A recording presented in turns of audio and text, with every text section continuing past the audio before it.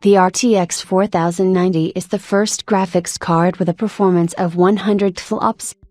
14 years ago, back in 2008, AMD launched the Radeon HD 4850 graphics card with a fairly high consumption of 110 watts for those times.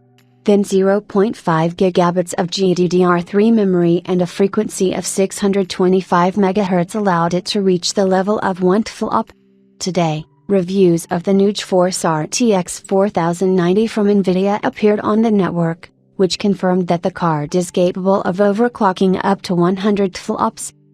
Find out the limit of the video card decided in the publication, where after numerous tests in AIDA 64 GPU enthusiasts were able to overclock the processor to a record power 100,976 TFLOPS.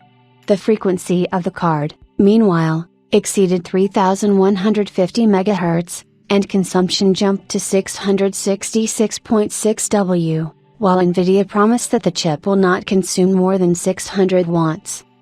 During experiments with RTX 4090, journalists also found out that when TGP is limited to 300 watts, the card loses about 9% of its net performance in games. When TGP is limited to 350 watts, this indicator systematically drops to 6% of performance, although this is also not small for modern titles.